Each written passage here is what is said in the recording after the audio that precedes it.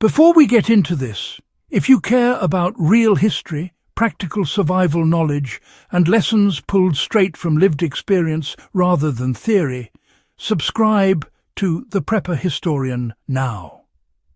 This channel exists for people who want depth, accuracy, and usable insight, not surface-level storytelling. What you're about to hear isn't romanticized wartime nostalgia. It's how ordinary rural families survived years of shortages, occupation, and collapse without supply chains, refrigeration, or government assistance. World War II wasn't survived by heroics alone.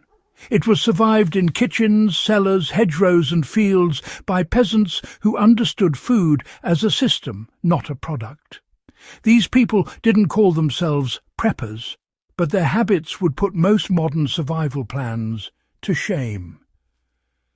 Let's get into the real methods they used, why they worked, and how you can still apply them today. Why peasants relied on redundancy rather than abundance to survive prolonged scarcity. One of the biggest misconceptions about wartime survival is that people stockpiled massive amounts of food. Most peasants didn't have that luxury. Instead, they relied on redundancy. They produced small amounts of many different foods rather than a large amount of one. Potatoes, cabbage, beans, beets, turnips, grains, eggs, milk, and wild greens all played a role. If one crop failed or was confiscated, others remained. The lesson here is resilience through diversity. Applied today, this means avoiding reliance on a single staple like rice or wheat. A modern equivalent would be growing several hardy crops, keeping chickens for eggs, and learning at least 2 preservation methods. Redundancy cushions failure better than volume ever will. How underground storage turned root vegetables into year-round calories. Cellars and earth pits were really the backbone of peasant survival. Potatoes, carrots, beets, parsnips and cabbage were all stored underground, where, temperatures stayed stable and frost simply couldn't reach them. Many families built simple clamp storage by digging shallow pits, lining them with straw, stacking vegetables and covering them with soil. This allowed food to last through winter without salt, electricity or jars, and, today the same principle works. A buried cooler, a root cellar, or even insulated bins in a basement can store vegetables for months. The key is darkness, airflow and temperature control, not modern equipment. How fermentation replaced refrigeration and preserved nutrition. Sauerkraut, sour pickles, kvass and fermented grains were everywhere in peasant diets. Fermentation wasn't a trend, it was survival. It preserved food, improved digestibility, and prevented vitamin deficiencies when fresh produce disappeared. Cabbage became sauerkraut. Milk became kefir or klabber. Grains became sour porridge.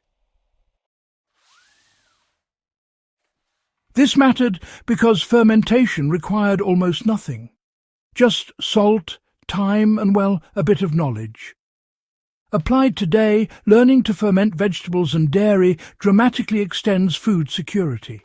A single cabbage can feed a family for weeks when fermented properly. During the Second World War, this knowledge prevented scurvy and starvation more effectively than ration cards ever could. Why did peasants rely so heavily on edible weeds and hedgerow foraging? Wartime peasants never ignored the land between fields. Nettles, dandelion greens, lamb's quarters, sorrel and plantain were regular food sources. These plants grew without any effort and returned every year, regardless of bombing or requisition. Modern application starts with education. Learn 5 edible plants in your local area and, importantly, how to harvest them sustainably.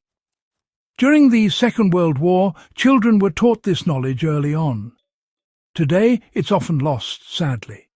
Regaining it adds calories, nutrients, and a bit of resilience that no stored food can replace. You know, keeping small livestock was a clever way folks quietly avoided confiscation back in the day. Large animals like cows and pigs were often seized by occupying forces, which made them risky to keep. But chickens, rabbits and goats, well, they were a different story. They were just easier to hide and feed. Rabbits, in particular, were brilliant for this. They could turn scraps and weeds into protein efficiently and, more importantly, quietly. Families would raise them in sheds, basements and barns, making the most of every little space they had. These days, small livestock still offers, honestly, the best return when times get tough. Chickens are great because they'll give you eggs even when feed is a bit scarce. And rabbits, well, they're still one of the most efficient meat animals you can raise. The key principle here is low visibility, low input, and high yield. It's a simple approach, but it works. So, why did grain-stretching techniques prevent hunger when bread was hard to come by? Well, peasants almost never ate pure wheat bread during the war, you see. Instead, flour was stretched with barley, oats, potatoes, chestnuts, and, believe it or not, even ground acorns. The bread ended up denser, but it was definitely more filling. And when meat was scarce, soups were thickened with grains instead. It was all about making do and making sure no one went hungry. You know, this approach really matters today because it shows how to extend staples without sacrificing calories. By mixing grains, adding tubers and thickening meals, we can actually increase satiety while reducing consumption. It's not about taste, honestly. It's about endurance. You know, how communal knowledge sharing kept entire villages alive is perhaps the most overlooked survival tool of them all. Villages exchange seeds, techniques and warnings. Someone who discovered a new storage trick or foraging spot didn't hoard it, you see. That kind of cooperation meant survival scaled well beyond individuals. These days, modern preparedness often isolates people. But back in the day, WWII peasants understood that community really multiplies survival odds.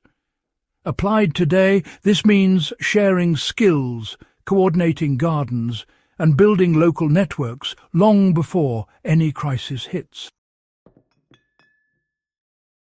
These weren't just clever tricks invented under pressure. They were habits refined over generations and, well, stress-tested by war. They worked because they were simple, repeatable, and grounded in reality. If you take one thing from this guide, let it be this. Food security isn't built in panic. It's built quietly, patiently, and long before it's needed. If this kind of deep, practical history matters to you, do consider subscribing to The Prepper Historian. Share this video with someone who values real-world survival knowledge, and help keep this channel alive. History still has lessons to teach, but only if we're willing to listen.